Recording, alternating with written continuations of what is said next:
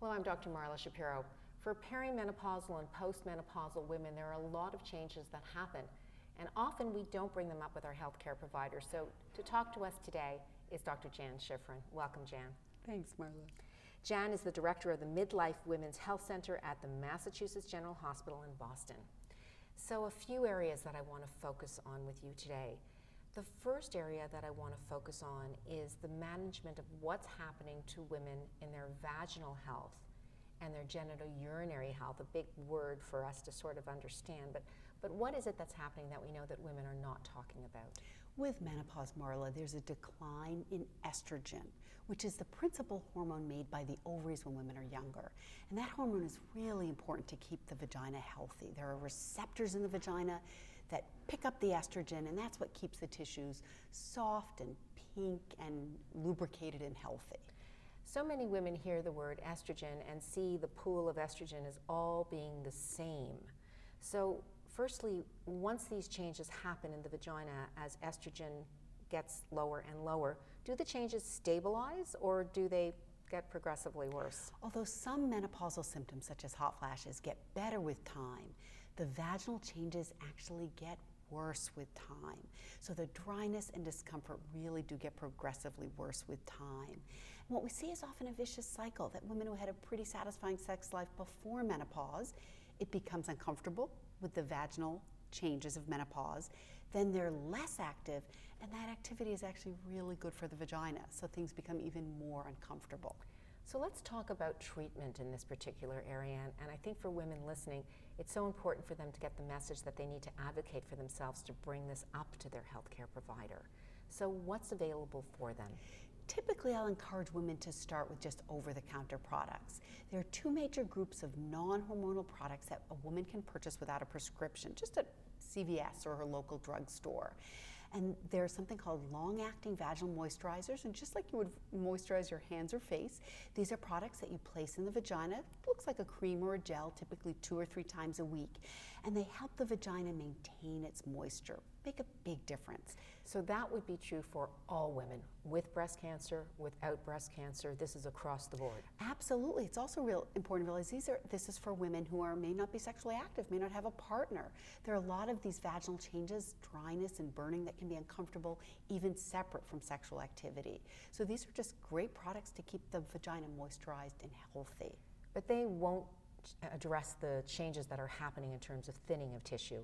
Moisture is one thing, but what about thinness in the vaginal walls and progressive dryness?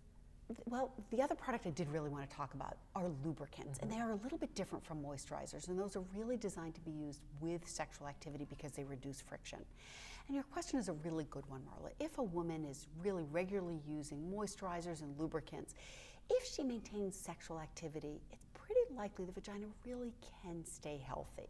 But for a lot of women, with time, moisturizers and lubricants alone will not be enough, and there will be some changes in the vagina that cause bothersome symptoms. So when we look at the treatment for these, let's first look at women without underlying malignancies, because often we're really talking about an estrogen. That's absolutely right. So the most effective treatment for the vaginal changes associated with menopause would be low doses of estrogen placed directly in the vagina. There are different formulations available and they all work. These all require a prescription from your clinician. And there's a little tablet that could be placed in the vagina twice weekly, a ring that can be put in the vagina for 3 months and just left in place and changed 4 times a year, or creams that can be placed in the vagina 2 or 3 times weekly. Now, if we look at our women who do have breast cancer, who also are bothered by vulvovaginal dryness and atrophy, can they use these products? It's very important that these women speak with their oncologists. The majority of oncologists will feel comfortable with their patients who have breast cancer using these very low doses of estrogen because they're not absorbed into the bloodstream and they don't raise blood levels. So we really don't expect they're going to increase the risk of breast cancer recurrence. But it's important that the woman does speak with her oncologist and that her oncologist is comfortable with that option. And as we were speaking about special populations when it comes to the use of local estrogen, what about older women with existing heart disease? Absolutely no contraindication. Low doses of estrogen placed in the vagina are very safe for women with a history of heart disease. And then when we come to our breast cancer patient population, there are oral medications that are also used for vaginal dryness. Can they use this medication? Well, first, for the women without breast cancer, it's important to realize that there is this other option. So although we typically often start with non-hormonal options, then move to low-dose vaginal estrogens, another option for women who either don't like the low doses of vaginal estrogens or for whom they're not effective is a newly approved daily pill. And it's a very interesting drug that's like estrogen in some ways, but actually antagonizes estrogen effects in others. So it's a really good option for women. Now, for women with breast cancer, this drug has not been specifically studied in them. So again, it would be important for that woman to speak with her oncologist. And finally, just a nod to hot flashes in our patient population who cannot or will not take estrogen, options for them.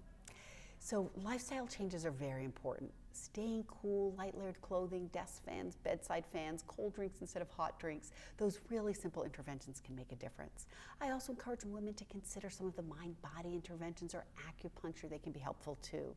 Some of the over-the-counter products, some of the soy-based products or black cohosh products are probably no more effective than placebos, than sugar pills when we really study them carefully.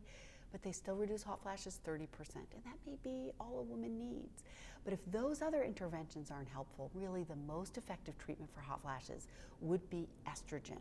And these are higher doses than we need to treat the vagina. These would be what we call systemic doses of estrogen, and they're very effective for treating hot flashes, night sweats, sleep disruption associated with hot flashes, and then all the side effects of fatigue and mood changes that come from not sleeping well.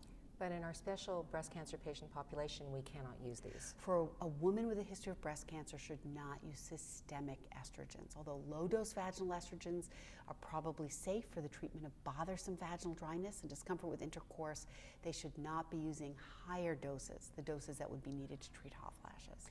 And a word about some of the newer medication that's just been approved in the United States, the low-dose SSRIs that are used? Well, it's very exciting. We knew from early data that several drugs that are approved for the treatment of depression, SSRIs, also treat hot flashes more effectively than sugar pills.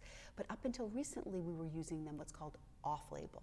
But within the past year, we now have the first SSRI that is specifically approved for the treatment of hot flashes.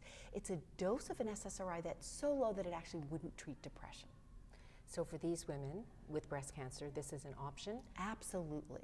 And a caveat in terms of other medications that they might be on that potentially could interact with it, certain chemotherapy drugs? Great question. If a woman is on tamoxifen, then she really should not be using this low dose of paroxetine to treat her hot flashes. It may make the tamoxifen less effective.